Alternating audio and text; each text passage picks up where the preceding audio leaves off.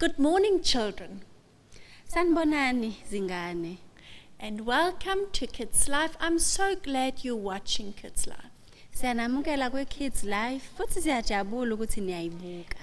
We have got so many opportunities to hear God's word. Sinendlela eziningi zokuzwa izwi likaNkulunkulu. Today, I want to tell you about a man. For him, it was not that easy. Namhlanje ngizonicobelela ngomuntu okwangelula ukuthi ezwe izwi likaNkulunkulu. Let's first pray, though. Kodwa siqale ngokuthandaza. Lord Jesus, thank you for this opportunity to be together. Nkosi Jesu siyabonga ngaleli thuba lokuthi sibe ndawonye. And please be with us. Siyacela ube kanye nathi. In Jesus' name we ask. Egameni likaJesu siyacela. Amen. Amen. Children, do you see my map here? Bantwana niyibona le map le? Of course, we all know this is Africa. Ngiyazi ukuthi sonke siyazi ukuthi imap le yase-Afrika. That is where we are at the moment. La silana ke njengamanje. And you are maybe somewhere else. Maybe you're even here as Germany or France. Mhlawumbe omunye useJalimane omunye useFrance. And some of you might know this is where my first red flag is. That is where Jerusalem is. Lana ke khona iflag elibomvu iseJerusalem.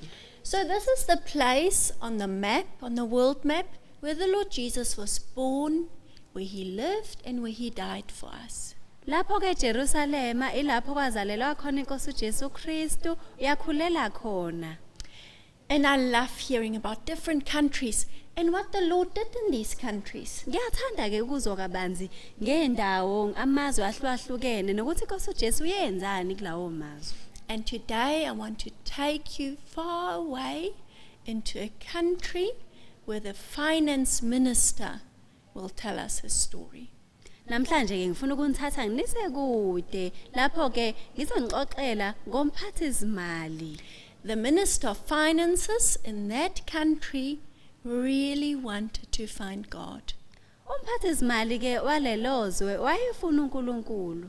And you see it here, he was from Ethiopia. Njengoba nibona ke la wayeqhamukezweni lase-Ethiopia. And that was many years ago. Kwakuyiminyaka ke eminingi eyedlule.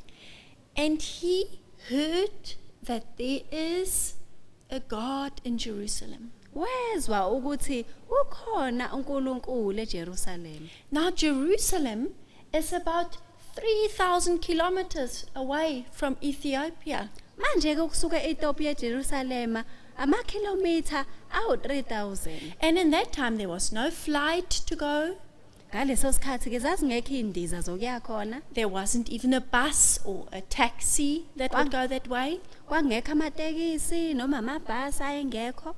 The only way he could get from Ethiopia to Jerusalem was with horses and a chariot. Indlela ke eyodwa ayenayo ukufika ke eJerusalem kwakumele ukuthi ahambe ngenqola iqhutshwa amahashe. And he had money. He was an important person in the government of Ethiopia. Wayenayo imali ngoba wayeumuntu obalekile ezweni lase-Ethiopia. He had lots of work. He had to look after the gold and the silver and count it. Wayenomsebenzi obaluleke kakhulu kwakudinga nakekele igolide isiliva. But he said, all of that, I'm going to arrange that someone takes my work for 2 or 3 months at least, and I'm going to Jerusalem. Kodwa wacabanga ukuthi uzohlela ukuthi ahlele umuntu ozothatha umsebenzi wakhe izinyanga ezintathu abhekelele lezo imali lezo njengoba ezohamba nje. And to arrange the journey was a lot of work. He had to get food for that time. He had to get the horses ready, the chariots, his servants. Ngaleso sikhathi ke ukuhlela uhambo kwakuthatha isikhathi ngoba kumele ahlele ukudla, ahlele ukuthi ubani ozomhambisa uzohamba ngani. Nothing was for him too difficult if only he could find peace with God. Akukho kwakuzoba nzima kuyena uma wengathola nje ukuthula kuNkulunkulu. If only he could find the blessing of the Lord. Ube nje wayekwazi ukuthola isibusiso sikaNkulunkulu.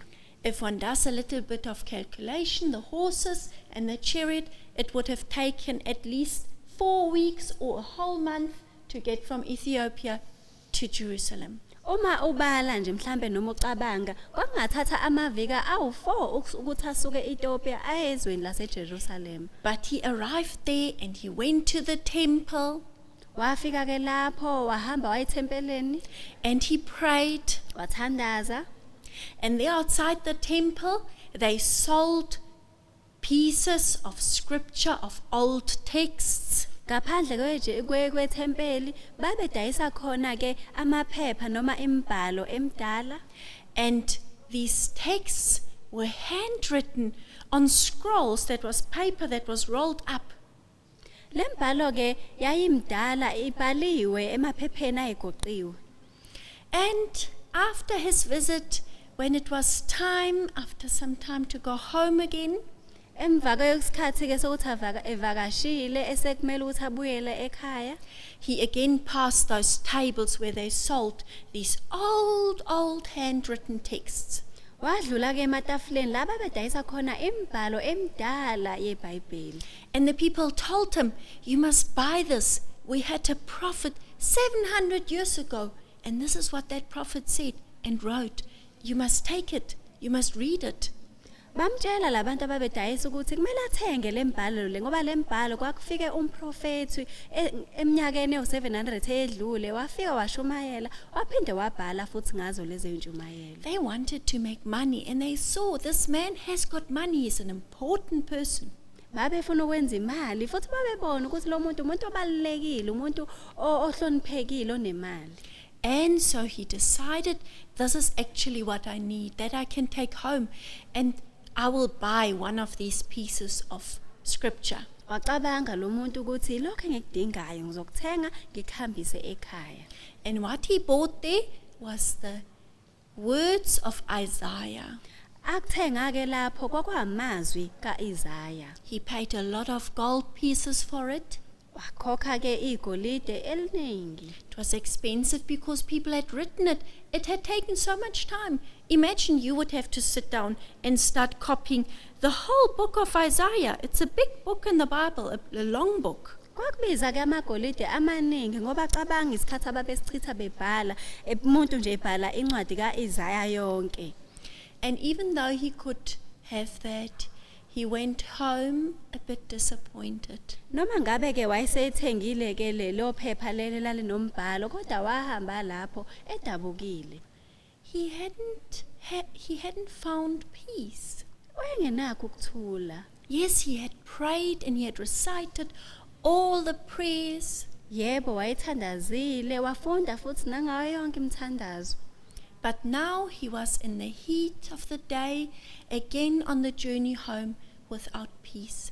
Manje ke usesohambeni endleleni eshisayo enelanga engenakho nokuthula.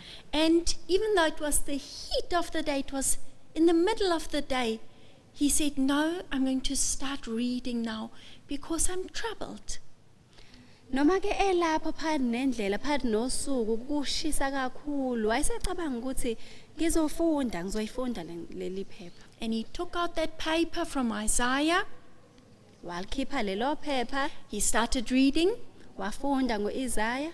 He didn't quite understand the words. Noma ngawaqondi lawo mazwi ayibhaliwe. And suddenly there was someone running next to his chariot, trying to keep up.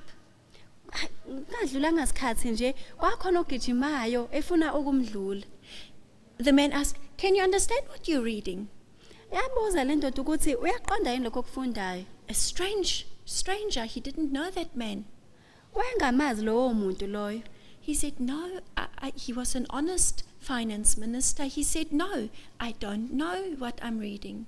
Wayemuntu ke okhuluma iqiniso wamtshela ukuthi hayi angazi nokuthi yini lengifunda ngayo. "Please come and explain it to me. You can even come and sit next to me while I'm on my way home." Ungayeza uzohlala la eduze kwami khona uzongichazela ukuthi yini lengifunda ngayo lapho ngisendleleni ebheke ekhaya. And I brought you a picture how that was. Here's this finance minister who's worried that he doesn't understand. Nginiphathele ke nesithombe ukuthi nimbone lo mphathizimali oyengaqondi into ayifunda. He had nice horses, and here was that man now explaining to him what he read. Wayenamahashi amahle nangu nowesilisa owayemchazela umbhalo. And he had read from Isaiah 53. wayefunda ke incwadi kaIsaiah 53 And there it says, he was brought to the slaughter as a lamb, siyafunda lapho ukuthi wanikelwa ehlatshwa njengemvu.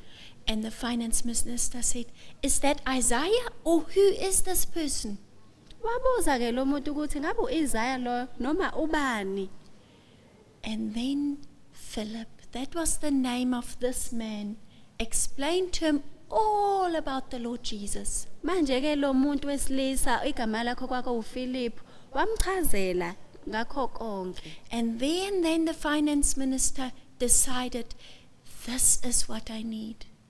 Lo muntu kumphathizimali lo wayemkhulu wacabanga ukuthi ilokho I engikudingayo. need the Lord Jesus. Ngiyayidinga inkosi uJesu. That is my way. That is the way how I can get to God. Iyona ndlela engizokwazi ukufika ngayo kuNkulunkulu. And he had just read that he bore our grief and carried our sorrow.